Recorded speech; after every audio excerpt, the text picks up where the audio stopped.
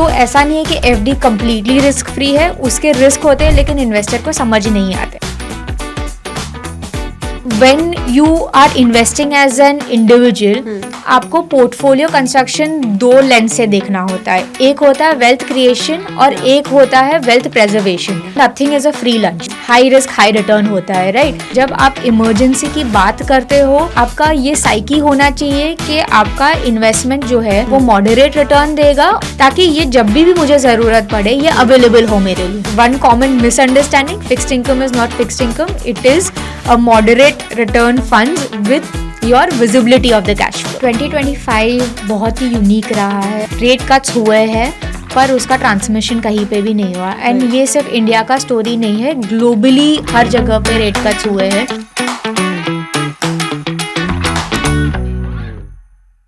Welcome everyone to our new show funds का फंडा। आज के एपिसोड में हम रिटेल इन्वेस्टर्स के लिए फिक्स्ड इनकम को सिंपल बनाएंगे। एफडी, बॉन्ड्स और डेट फंड्स के real differences, actual risk, life stage planning और इमरजेंसी मनी का सही अप्रोच। आज की हमारी गेस्ट है Kruti Chheta from Mirae Asset mutual funds. Hi Kruti, welcome to the show. When we talk about fixed incomes, it is very confusing. मैं अगर common लोगों की बात करूँ तो एक जनरल परसेप्शन होता है कि FD are safe, they give you stable returns, but when I go to bonds they give you a higher return but risk is somewhere not known, and वहीं पे when I talk about debt funds they give you flexibility. तो ये framework अगर एक common investor को समझना है तो कितने हद तक सही है? आपने जैसे एक्सप्लेन किया, there is some truth to it, पर इसके साथ बहुत सारी चीज़ें जब फिक्स्ड इनकम में इन्वेस्ट करते हो तो आप देखते हो। जैसे आपने बोला कि एफडी कंजर्वेटिव माना जाता है, पर एफडी के साथ काफ़ी सारी चीज़ें लिंक्ड होती है। जैसे आप कौन से बैंक में एफडी कर रहे हो, कितने टेन्योर के लिए कर रहे हो, क्या आप उसमें बीच में ब्रेक कर सकते हो कि नहीं कर सकते हो। तो कंजर्वेटिव है, पर सपोज एज एन इन्वेस्टर आपने एफडी में इन्वेस्ट किया 5 साल के लिए और उसके बीच में इंटरेस्ट रेट ऊपर गया, लेट्स से आपने 6% पे लॉक इन किया है फॉर 5 years और नेक्स्ट ईयर 7% चला गया, तो आप लॉस पे हो। अगर आप एफडी ब्रेक भी कर रहे हो तो आपको पेनल्टी लगेगी। तो ऐसा नहीं है कि एफडी कम्प्लीटली रिस्क फ्री है, उसके रिस्क होते हैं लेकिन इन्वेस्टर को समझ नहीं आते। अब कॉर्पोरेट बॉन्ड्स की अगर बात करें तो कॉर्पोरेट बॉन्ड्स जनरली क्या होते हैं कि आप कंपनी को लोन दे रहे हो, right, in a smaller quantum जहाँ पे है। अब अगर आपको वो कॉर्पोरेट बॉन्ड में इन्वेस्ट करना है, पहले तो आप कितने टेन्योर के लिए इन्वेस्ट करोगे, राइट? 2 साल, 3 साल, 5 साल, 10 साल के भी बॉन्ड आते हैं। तो एज एन इन्वेस्टर क्या आप 10 साल के लिए वहाँ पे इन्वेस्ट करना चाहते हो? सेकंड है कि आप जब कॉर्पोरेट बॉन्ड में इन्वेस्ट करते हो तो आपको ये भी देखना पड़ता है कि वो कंपनी का प्रोफाइल क्या है, रिस्क क्या है, क्या वो कंपनी सेफ है, क्या वो आपको 10 साल तक आपको कूपन देती रहेगी या फिर कुछ बीच में ऊपर नीचे हो सकता है। तो एज एन इंडिविजुअल अगर आपको वो चीज़ की जान है तो आप इन्वेस्ट कर सकते हो, लेकिन अगर आपको नहीं है तो आपको भी सोचना पड़ेगा कि do you want to go for it for a 5 year और अ 10 year। थर्ड है सबसे बड़ा रिस्क जो ये सेगमेंट में होता है वो है लिक्विडिटी रिस्क। यानी कि आज के तारीख में भी अगर देखने जाए तो बॉन्ड मार्केट्स का उतना रिटेल पार्टिसिपेशन नहीं है और इंस्टीट्यूशनल पार्टिसिपेशन ज़्यादा है। तो जो भी ट्रांजैक्शंस होते हैं जनरली कॉर्पोरेट बॉन्ड सेगमेंट में वो 5 करोड़ और 5 करोड़ के ऊपर होते हैं। रिटेल के सेगमेंट्स में जनरली जो 20 लाख 25 लाख ये तो मैं मतलब ये ट्रांजैक्शंस होते भी है, पर अगर आपने उससे कम अमाउंट में इन्वेस्ट किया तो आपको लिक्विडिटी नहीं मिल सकती है। तो अगर आपका ये आइडिया है कि आपको कुछ स्टेबिलिटी चाहिए और आपको बीच में ज़रूरत पड़ सकती है, तो फिर आप कॉर्पोरेट बॉन्ड में इन्वेस्ट करके शायद आपको लिक्विडिटी रिस्क हो सकता है।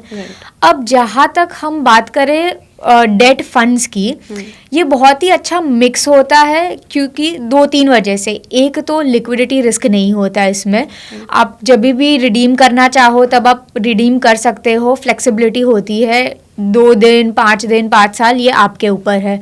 सेकंड ये होता है कि आपको जो एफडी में रिटर्न मिलता है जनरली, क्योंकि ये corporate bonds pool of corporate bonds में इन्वेस्ट करता है, आपको इंटरेस्ट रेट या फिर कूपन रेट बेटर मिलता है फ्रॉम दी एफडीज जनरली। और थर्ड थिंग ये होता है कि आपका जब भी इंटरेस्ट रेट ऊपर जाता है तो आपका पोर्टफोलियो भी उस हिसाब से अलाइन होता है, जहाँ की एफडी में आपका लाइक कूपन रीसेट नहीं होता, आपके डेट फंड्स के कूपन रीसेट हो गए हायर उस पर, अगर नीचे भी जाता है तो आपको प्राइस बेनिफिट मिलता है क्योंकि उसका डिमांड हो जाता है.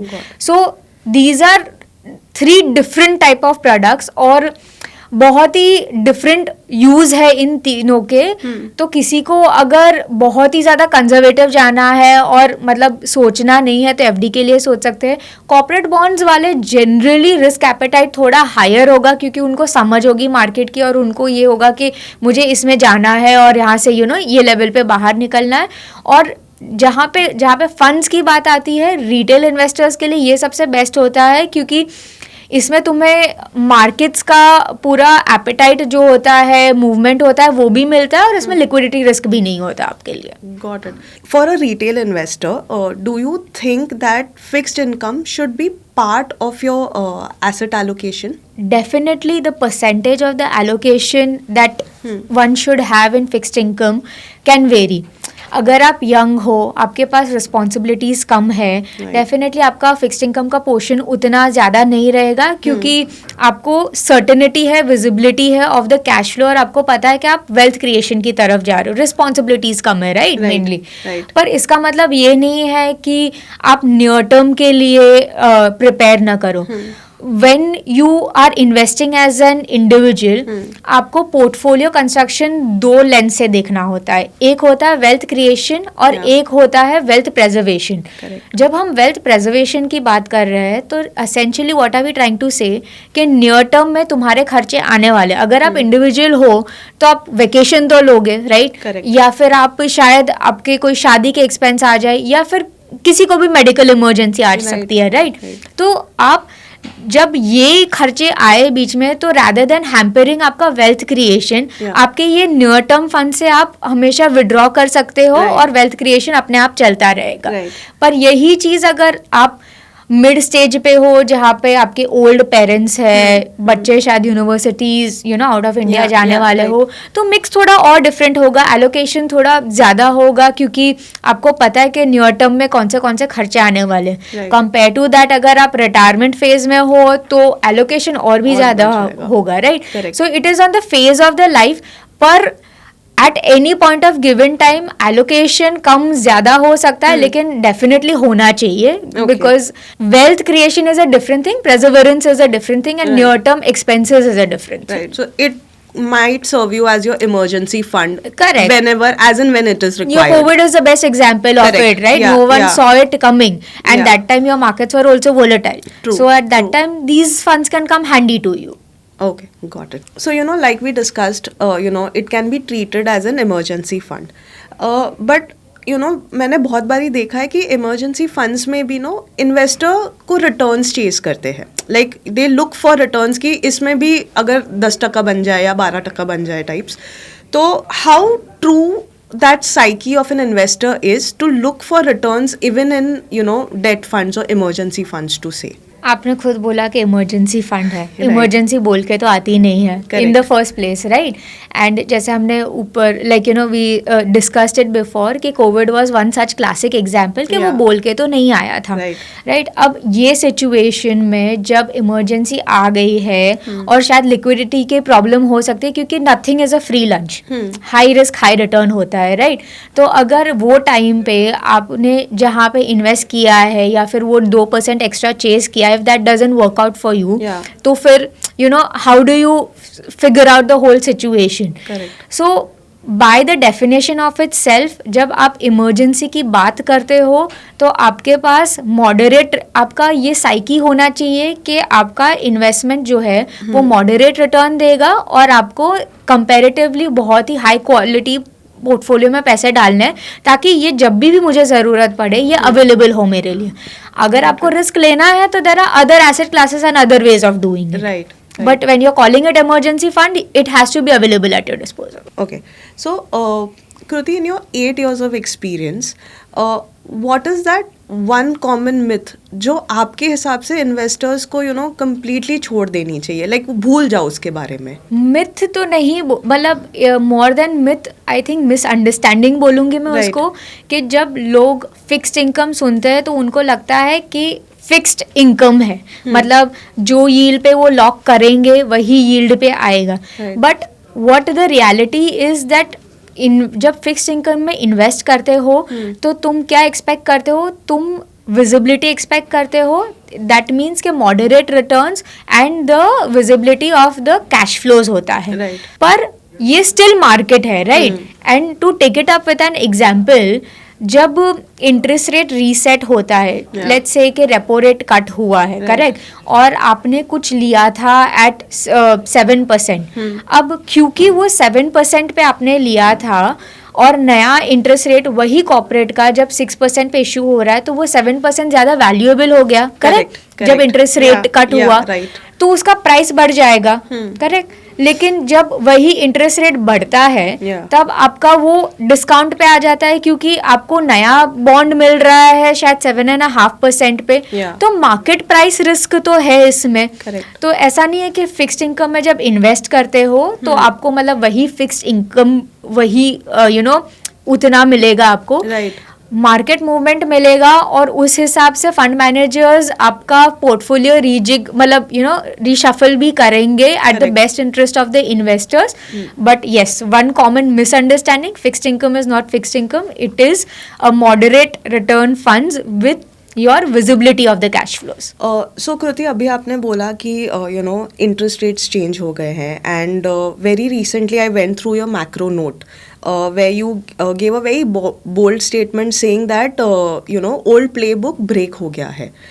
Now when we see in 2025 bond markets have not gone through the way it should have. जैसे आपके interest rates cut हुए थे तो that should have even impacted the bond markets, but वो नहीं हो पाया.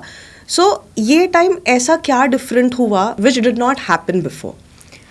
सो 2025 बहुत ही यूनिक रहा है in it self, and like you rightly mentioned कि रेट कट्स हुए हैं पर उसका ट्रांसमिशन कहीं पे भी नहीं हुआ. एंड ये सिर्फ इंडिया का स्टोरी नहीं है, ग्लोबली हर जगह पे रेट कट्स हुए हैं, पर ग्लोबली हर जगह पे longer end of the curve में मूवमेंट नहीं हुआ है. Let me take a moment to explain के लॉन्गर एंड और शॉर्टर एंड क्या होता है. Longer end of the curve होता है जहाँ पे आपका बॉन्ड का मैच्योरिटी 10 साल या फिर ऊपर होता है, और शॉर्टर एंड जनरली कंसिडर किया जाता है जो 1 ईयर 2 ईयर 3 ईयर सेगमेंट होता है उसमें. So with rate cuts generally आपका फास्टर ट्रांसमिशन शॉर्टर एंड में होता है, क्योंकि वो ज़्यादा नियर टर्म होता है तो वहाँ पे ज़्यादा इम्पैक्ट फटाफट आता है. पर जब भी आपके रेट कट्स होने वाले होते हैं या फिर ऐसी साइकिल आने वाली होती है तो आपका longer end of the curve जो होता है वो पहले रिएक्ट करता है, करेक्ट? और रेट कट्स के बाद जब वो रोल में होता है, जैसे हमने इंडिया में इटसेल्फ 125 बेसिस रेट कट देखा, लेकिन उतना ट्रांसमिशन नहीं देखा on the longer end of the curve. इसका रीज़न बहुत सारे हैं फॉर इंडिया पर्टिकुलरली ऑल्सो, पर अभी ग्लोबल पे पहले फोकस करते हैं. ग्लोबल पे क्या हुआ कि आपने यूएस फेड ने रेट कट्स किए, ईयू ने रेट कट्स किए, Japan was a separate case, but most of the major economies went for rate cuts. पर वहाँ पे भी लॉन्गर एंड में उतना ट्रांसमिशन नहीं हुआ. अब ये क्यों हो रहा है इज़ नॉट समथिंग ओवरनाइट हो गया है, पर ये बिल्ड हुआ है ज़्यादा. तो जब कोविड हिट हुआ था तब आपके ये सारी इकोनॉमीज़ की डेट टू जीडीपी बहुत हाई चली गई थी. इसका मतलब एंड फिस्कल डेफिसिट बहुत वाइडन हो गया था. फिस्कल डेफिसिट यानी आपका एक्सपेंस आपके रेवेन्यू से ज़्यादा है, करेक्ट? तो that had gone very high. तो 2020 से लेके 2025 तक वो नैरो होने की कोशिश भी नहीं की है गवर्नमेंट से. इनफैक्ट वो वैसे ही चल रहा है या फिर किसी किसी इकोनॉमीज का बढ़ गया है. तो फर्स्ट इज कि आपका डेट टू जीडीपी बढ़ा हुआ है. सेकंड इज कि आपका इन्फ्लेशन टारगेट जो अराउंड 2% है for most of the developed economies, वो उसके पीक ऑफ लाइक 7% या ऐसे नीचे तो आया है, लेकिन वो फिर भी आपके 2% टारगेट पे नहीं आया है. तो सेंट्रल बैंक्स क्या देखती है जनरली जब वो रेट कट करती है कि आपका इन्फ्लेशन आपके टारगेट के पास होना चाहिए और आपका ग्रोथ मॉडरेट होना चाहिए. अगर स्लो ग्रोथ रेट है तो रेट कट्स करेंगे.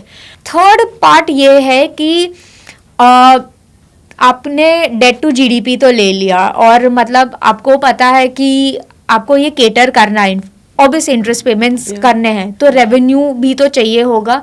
अब डेवलप नेशंस का प्रॉब्लम ये है कि रेवेन्यूज के एवेन्यूज कम है क्योंकि it's an ageing population. And because of the demography being ageing और बिकॉज इट्स डेवलप नेशंस, वहाँ पे सिक्योरिटी प्रोग्राम्स भी बहुत ज़्यादा होते हैं. तो इन नियर टर्म क्या देखा जा रहा है कि खर्चे तो बढ़ने वाले हैं लेकिन रेवेन्यू उतना आने नहीं वाला. And because of the lack of this confidence, जहाँ पे भी मतलब रेट कट्स हुए वो ट्रांसमिट नहीं हुए. In the developed nations, this is what we are talking about. Right. In emerging markets, the problem is different. Demography भी हमारे साइड पे है और in fact most of the emerging markets का अगर आप फंडामेंटल्स देखो तो बहुत ही अच्छा है. इन्फ्लेशन लोअर देन एक्सपेक्टेड है, ग्रोथ रेट्स आर मॉडरेट और गुड, डेमोग्राफी भी यंग है और आपका फिस्कल डेफिसिट भी उतना वाइडन नहीं है क्योंकि हम लोग ने उतना, हमारी कैपेसिटी ही नहीं थी उतना खर्चा करने की. पर फिर भी हमारे यहाँ पे ये नहीं हुआ. रीजन बीइंग के 2025 was driven by lot of geopolitics, and when I say geopolitics, from the US we were hit by a lot of tariffs announcements by itself, and you know what can be the potential impact of it. इसकी वजह से क्योंकि certainty नहीं थी, आपके FPI investors ये सारी economies में आए नहीं है ये साल, क्योंकि ऑल सेड एंड डन ये इमर्जिंग मार्केट्स है और यू नो फ्लक्चुएशंस हो सकता है. So because of this emerging markets में भी आपने वो ट्रांसमिशन देखा नहीं. And because of the FPIs going out, in fact ज़्यादा वोलेटिलिटी हो गया आपके करेंसी साइड पे भी, तो इसकी वजह से पूरा मार्केट में थोड़ा शेकअप हो गया.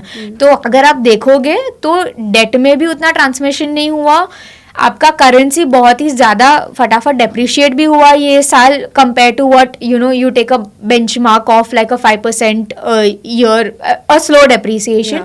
एंड ये साल तुम्हारा इक्विटी भी ज़्यादा डोमेस्टिक फ्लोज ड्रिवन था, FPI फ्लोज ड्रिवन नहीं था. लास्ट 2 साल से हम इक्विटी में FPI फ्लोज भी नहीं देख रहे. तो emerging markets were hit by the external factors and developed markets were hit by their own fundamentals.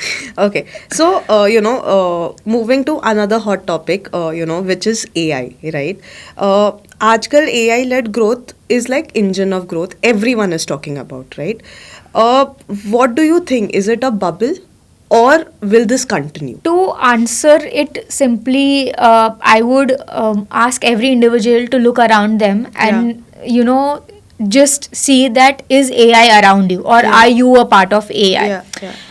We can always discuss के valuations ऊपर है नीचे है, पर ये हर साइकिल का एक फेज होता है जहाँ पे इनोवेशन होता है, हाइप होता है, एक्सपेक्टेशंस मीट होती है and then that normalizes. That happened with the tech also, right? So every time something new happens there is going to be a hype. पर is it part of your and my life if AI is less than 1000 days old, right? And we are still seeing के मतलब ये हर जगह पे incorporate होने की कोशिश कर रहा है. वेदर हम यहाँ पे आपके या मेरी लाइफ में है या फिर मैन्युफैक्चरिंग में है या फिर डेवलपमेंट्स में है, इनोवेशन साइड ऑफ इट. तो AI is a bubble or not, we don't know, but we know that it is here to stay for a longer period of time. तो शॉर्टर में शायद कोई वोलेटिलिटी हो सकती है, अनरियलिस्टिक एक्सपेक्टेशंस थोड़े tone down हो सकते हैं, पर ये हर इनोवेशन की यही कहानी होती है. और जब भी आप देखोगे स्टॉक का कंसंट्रेशन कैसे मूव होता है, जो थीम होता है वो मूव होता है. प्रोबेबली इन 70s आपका मैन्युफैक्चरिंग हैवी था, उसके बाद एनर्जी हैवी इंडेक्स था, फिर आपका टेक हैवी इंडेक्स हुआ और अब AI हैवी इंडेक्स है. पर this will move with the developments of it. It has a long run over here, but there could be volatility in the near term. Right, because everyone has to adapt. Correct. They have to understand how they can use it to the full extent and maybe dheere and then there will be reality that how much you can use and how much you can adapt. Correct. It's, I think, maybe more like when internet had come. Exactly. Right, and everyone was like ab to jobs chali jayengi, but it became part and parcel of your life. When these things happen, temporary disruption होता है, ऐसा नहीं होता. Temporary job losses होती है, पर जब this gets fully inculcated in the system, Right. that is when you see that the new opportunities open up. Right, So right. there is lot of fear के unemployment होगा because of the AI. Correct. पर possibility ये है कि यहाँ से मतलब different segment ही खुल जाए, Yeah. जैसे हर innovation के साथ हुआ है. Got it. So आपने एक लाइन लिखी थी, forecast often fail, adapt to the defiance or get left behind, right? Retail investors के लिए एक सिंपल टेक अवे अगर हो सकता है तो वो क्या होगा? लाइक आई मेंशन के अडेप्ट करना बहुत ही इम्पोर्टेंट है. Right. 2 साल पहले हमने नहीं सोचा था कि AI इतना मतलब हमारे लाइफ में आ जाएगा, या फिर 2 साल पहले हम ये भी नहीं सोच रहे थे कि gold main asset class Correct. में आ जाएगा as a return. Correct. So the simple way of looking at it is that जब आपको चेंज दिख रहा है, it as at the verge of the change, तब आप ये कोरिलेशंस या फिर ये प्ले आउट होगा या नहीं होगा, या फोकास्ट कैसे प्ले आउट होगा, Yeah. ये देखने के मतलब you have to be flexible in your portfolio management. Right. अगर there is a story building up as a retail investor, you should not put one asset class above the other, ये Right. सोच के कि past में तो ये workout हुआ है, ये फ्यूचर में वर्कआउट होगा कि नहीं होगा. तो एक पोर्टफोलियो एलोकेशन पूरा फ्लेक्सिबल होना चाहिए. अगर कोई एसेट क्लास अच्छा कर रहा है, अब कल जाके अगर ज़्यादा वोलेटिलिटी बढ़ गई और आपका इक्विटी पोर्शन शायद उतना नहीं वोलेटाइल, मतलब इतना वोलेटाइल हो गया, तो you should have a free mind or a willingness to change the portfolio allocation and enter at a better time, right? That is what most of the best investors in the world do, right? So the simple message was that as an investor you should be flexible with your portfolio and your portfolio allocation.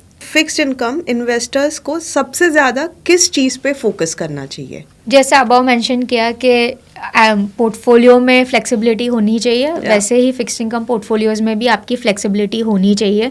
आपकी मर्जी है whether you pick a category और you pick a fund which is flexible in itself. But for example last year was a time of duration, like first half was a time of duration that change very fast, और फिर accrual पे change हो गया. ये year accrual का है. तो अगर आप इन्वेस्टर हो और आप एक्टिवली देख रहे हो तो फिर आप कैटेगरीज चेंज कर सकते हो अपने आप. लेकिन आप इन्वेस्टर हो जो एक पोर्शन साइड में इन्वेस्ट करके भूल जाना चाहते हो उसके बारे में, तो फिर आप ऐसी कैटेगरी चूज करो जो फंड मैनेजर अपने आप ही वो पोर्टफोलियो चेंज कर लेगा as per the market changes.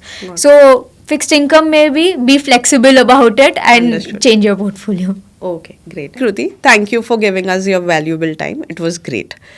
तो ओवरऑल आज की कन्वर्सेशन यही निकलती है कि फिक्स्ड इनकम को सिर्फ एफडी, सेफ्टी और बोरिंग रिटर्न्स के लेंस से देखना शायद काफ़ी लिमिटेड अप्रोच है. आज के एनवायरनमेंट में जहां इक्विटी वॉलेटाइल है और मैक्रो सिग्नल्स मिक्स्ड है, फिक्स्ड इनकम का रोल भी इवॉल्व हो गया है. कभी स्टेबिलिटी के लिए, कभी प्लानिंग के लिए और कभी पोर्टफोलियो को बैलेंस करने के लिए. तो फिक्स्ड इनकम का आपके पोर्टफोलियो में कितना वेटेज है, हमें कमेंट्स में ज़रूर बताइए. Investments in securities markets are subject to market risks. Read all the related documents carefully before investing.